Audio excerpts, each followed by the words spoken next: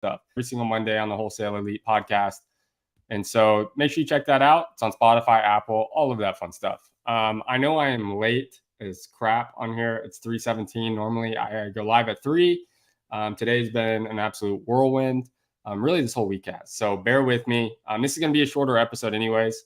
I have a laundry list of stuff I have to get done today. So I apologize in advance. So if you are tuning in or going to tune in, all of the above, and you have questions, make sure you ask as soon as possible. Please don't sit and wait until maybe the end of the episode to where I'm like, okay, see you guys, like yada, yada, yada. And then you all decide to hammer me with questions.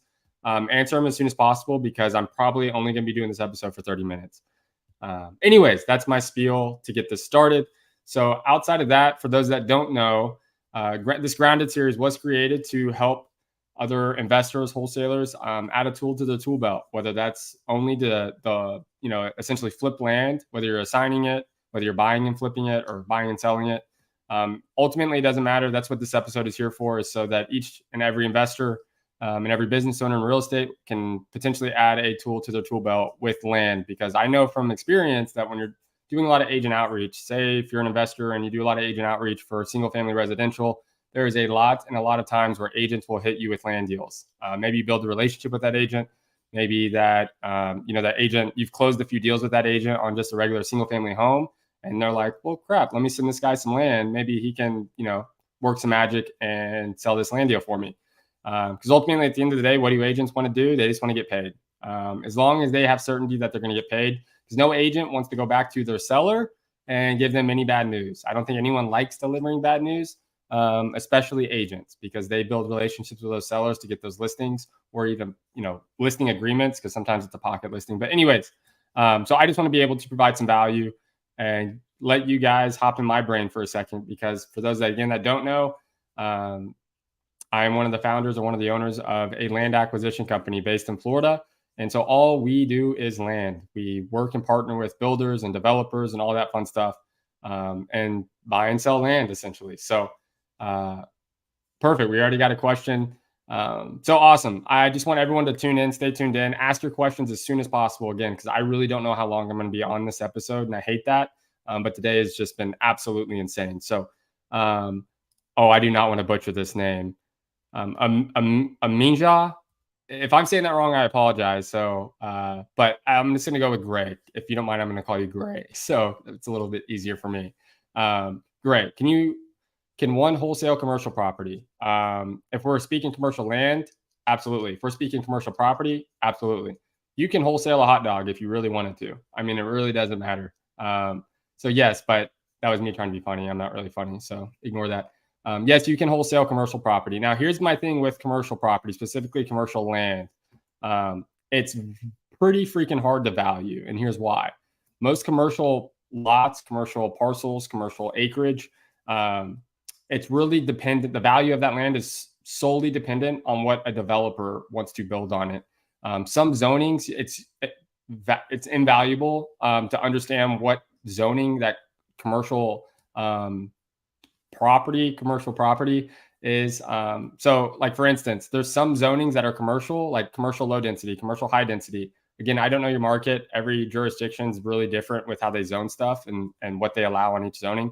Know what that property is zoned commercial wise. There could be C1, C2, C3. All these are going to allow different types of structures. So for example, a commercial, like let's just say a C1 or a commercial low density, that may only allow certain types of structures like residential commercial properties, like a laundromat, a post office, and like a small office building, like a home office type situation.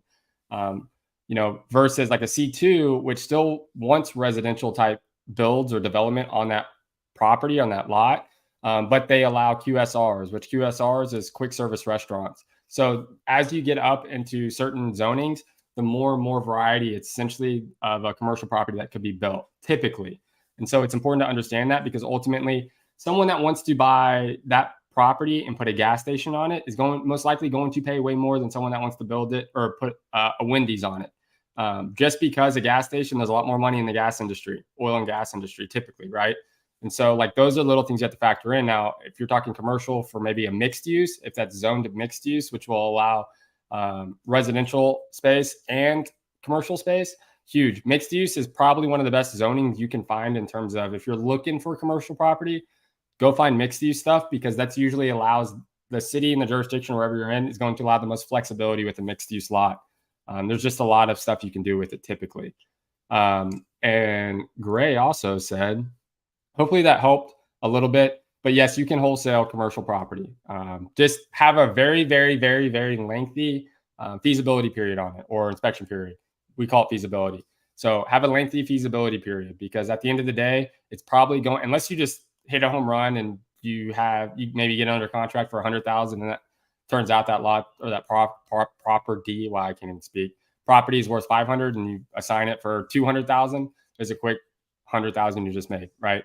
So typically you need at least bare minimum 90 days on a commercial property. At least for us, we actually look to novate a ton of, if we come across commercial properties, we look to just work with an agent, have the agent throw it on the MLS. Just because it's not really worth our time to dig crazy deep into what can be put on it. Now, if we have a developer that's looking for like a very niche type of project, hey, I want to build a storage unit, right? That's a different situation. That I want to figure out, is a storage unit zoned, or is that property zoned to allow a storage unit?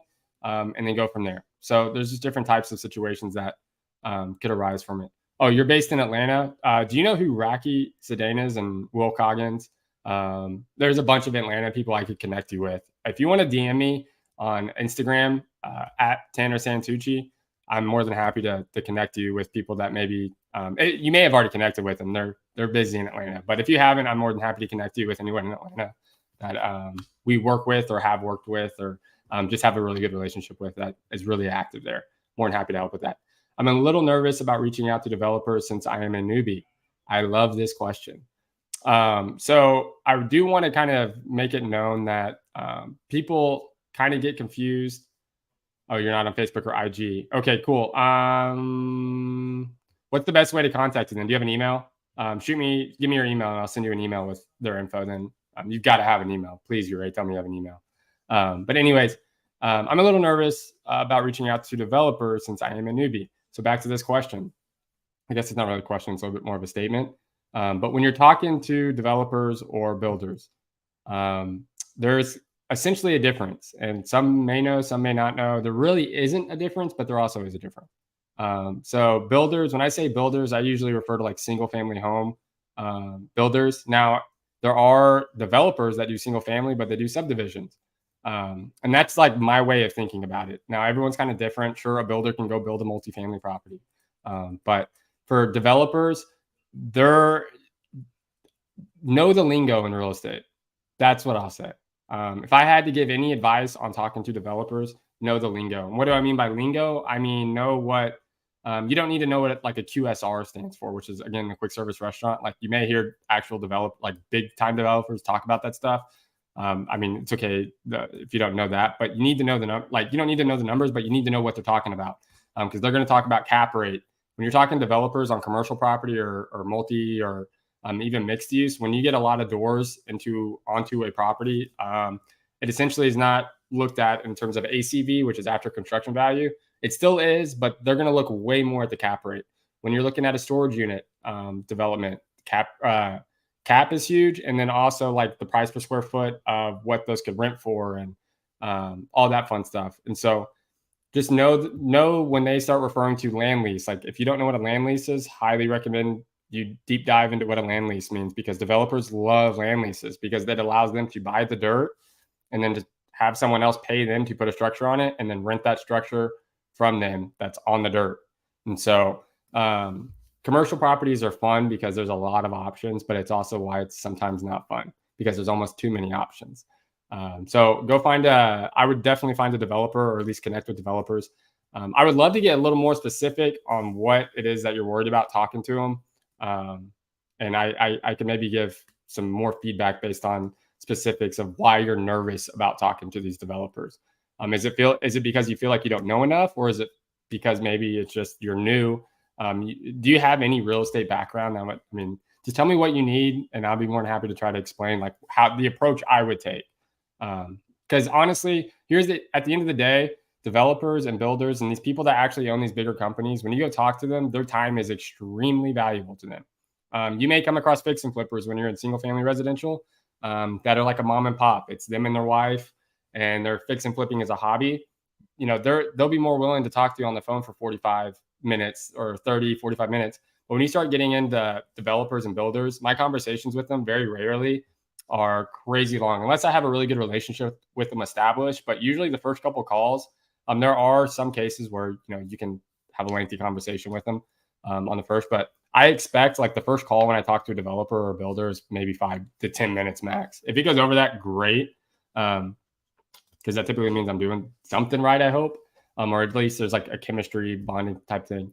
God, I'm all over the place. So anyways, you have an email. Yeah, just shoot the email in the chat and I'll send you an email with the info.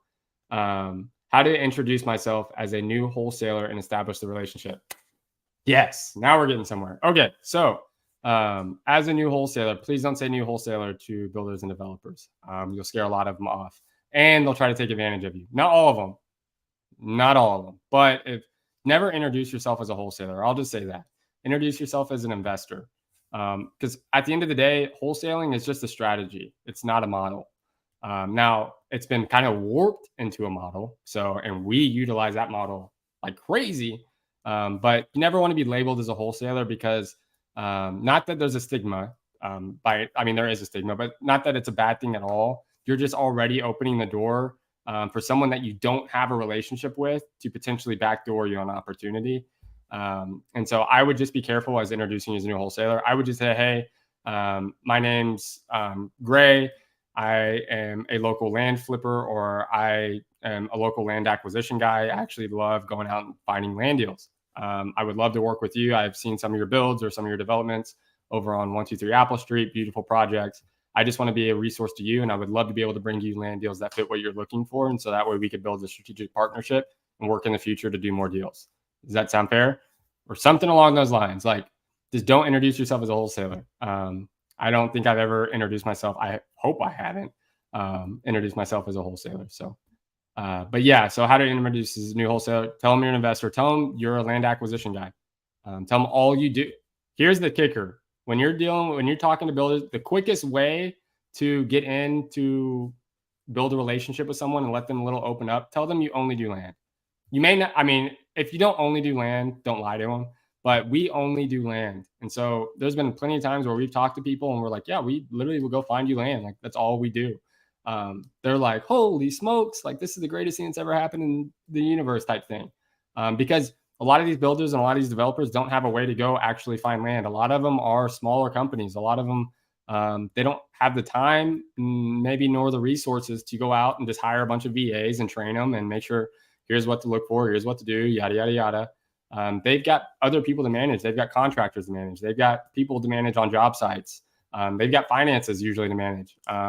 You'll be surprised. Most builders do a lot of the financing themselves, or at least like a lot of the QuickBooks themselves and stuff like that. And so be a resource to them. Don't waste their time and just provide value by showing them, hey, I'm legit. I'm a real person. Invite them on a Zoom. Try to FaceTime them. Make sure you show them you're real. So I'm going to be honest with you, not having a Facebook or Instagram is going to be tough, because I've had builders that have verified I'm a real human after calling them by going and following me on Facebook or Instagram. And then I see their like name that I just had a conversation with them. And I see them followed by XYZ. And I'm like, oh, cool. Like, and so people want to see that you're real. And so it, like, everything you do, brand yourself. And so for me, I'm huge on personal brand because it's massive in terms of building a reputation in your marketplace. Also, marketplace, don't go do multiple markets, stick to one market. Because doing land is already hard enough in terms of underwriting it, understanding it. So you need to be able to understand your market. I actually talked a little bit about that last video, Gray. So you may want to go back to the lives on our Wholesale Elite page and click the one from last week. I kind of broke down what I would do if I was to go into a new market and how I would kind of quickly find an area where I would start looking for land deals. And I think I did that one in Tampa, and I don't do anything in Tampa. So if you want to go see how I would find an area to do land and not knowing a market, go watch the last video.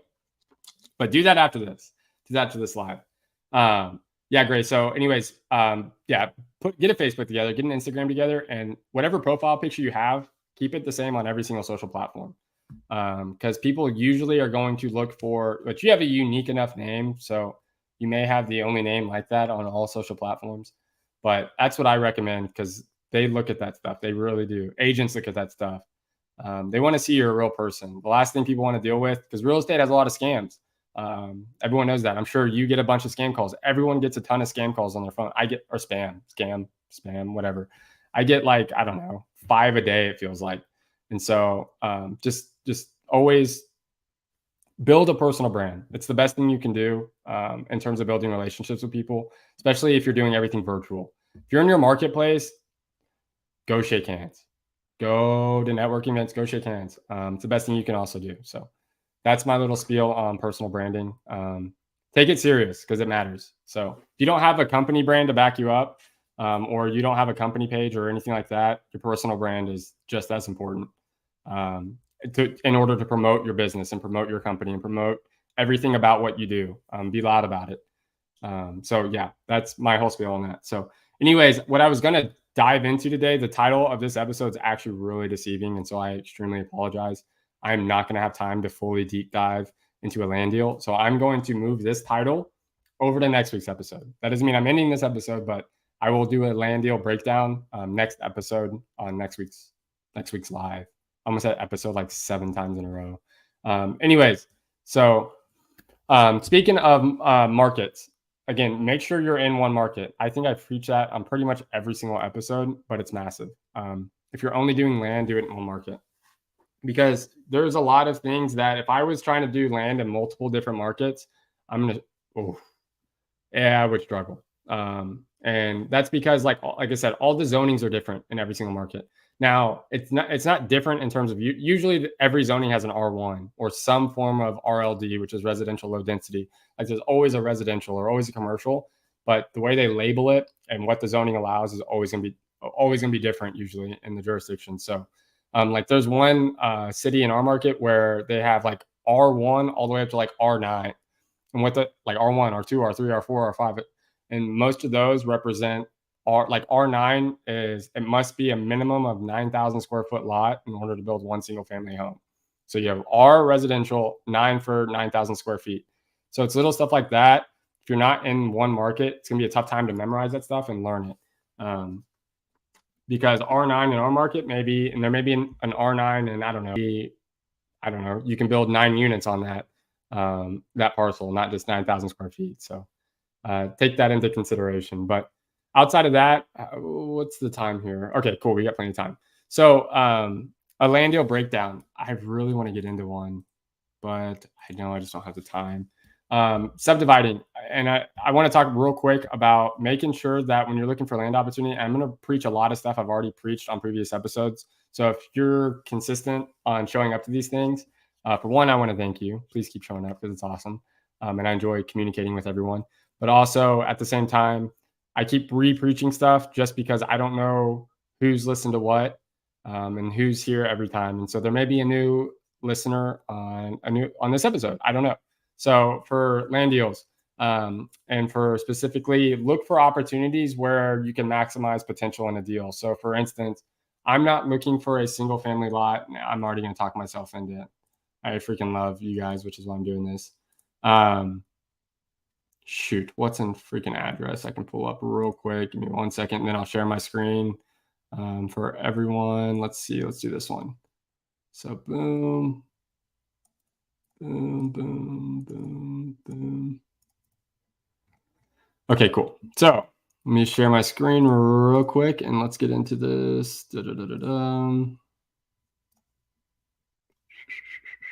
If my thing will work, here we are. Okay, very cool. Okay, so like for instance, on this lot specifically, this is a lot we're working on.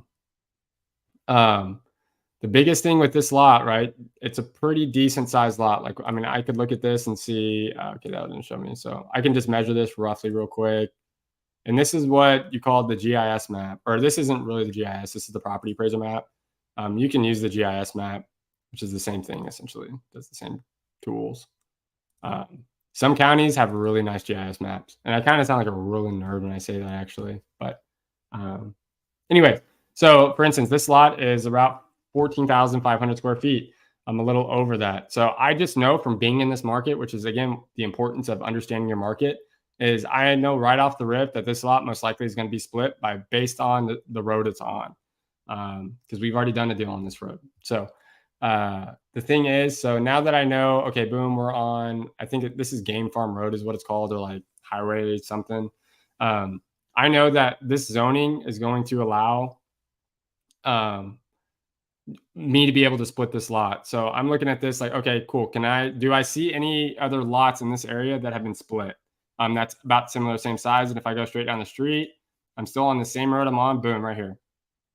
So this looks to be, ours was about 97 feet across, which is, I'm going to round it to 100 just for poops and gigs. This is 100 feet across. So they split this lot twice into 50 by 50. That the city's already approved of these people to split the lot at one point because they were not platted like that. So that means we're most likely going to be able to split our lot into two, which is huge, because you want to find opportunities like this. Because if you can split a lot into two, guess what that means? Now you have two lots. Now you're working with double the money, essentially, right? Now there's double the opportunity for a builder to build two homes instead of one. And in a market like right now where affordable housing is very much needed, this is a great opportunity to, find opportunity where others are overlooking. So most people are going to look at this lot and say, okay, yeah, whatever, like it's just one big lot. But if you understand your market, you'll know that you can split this lot into two, and ultimately there's money to be made there. So let's see, here it is. Boom. Boom. Okay, cool. So now real quick, I'm just going to look at what has sold, and I want to see what's somewhat of new construction that sold. So let's do this. And I want to see in the last 12 months. Okay, awesome. So ours is on the street right here where my cursor is. I'm just going to look and see, like, this sold last month, basically a month from today, essentially. And what they bought the lot for. They bought this lot for $55,000, which goes to tell me that's around roughly where we're going to need to be at. So I always like to look just to kind of see. And then I want to see what all these new constructions are selling for. So 335, 295, 385, 305, 303. I think this one's listed pending. Yeah, this one's a price cut. So this one's overpriced in my opinion. It's very clear and very evident. Everything else is selling mid to low threes. They have this listed at 400,000. Hint the price cut. It's 1,800 square feet. So if we look at some of these other builds, this is 13. That's fairly smaller. Let's see. Okay, so this is 19, 5, whatever. So you can see that this has an extra bed as well. Extra beds are huge. So since this is a 4.3, 1,950 square feet, and this sold last month for 385, that damn sure goes to tell me this is overpriced. This really needs to be selling at probably around 365. A little bit smaller square footage and one less bedroom. So if I had to just quick run a brainstorm of a number, I'm going to say this really needs to be selling around 365. So they are about 35 grand away from where they need to be. So it looks like they're going to have to do a total price cut of around 60,000. But I always like to get a grasp of the area. So anyways, I'm going to remove that. Look, I know this episode, I'm wrapping this up because my phone's been blowing up. So this episode may not have been my best performance, so I apologize. But anyways, if you guys got any value from this, whether it's one little tidbit, whatever it may be, make sure you like, subscribe, share with your friends. Please tell me how I can do better. I'm really trying to plan these out more. It's just the last couple of weeks, my schedule has been wonky. So I moved across the country essentially. So I'm still getting acclimated. Our acquisition team is going bonkers. They're killing it. So it's been nuts recently. So if there's anything I can do to provide more value or just overall make these things better, I know it's rough around the edges right now. So if anything I can do, just let me know. I'm happy to do it. I love you guys. Appreciate everyone that shows up to these things and participates and communicates and just engages. And y'all are the best. So tune in for next week's episode. I'll be live actually at 3 p.m. and I'll be on time and it'll be a full hour, I promise. So peace and love, everyone, and hope you all have a great day. Thanks.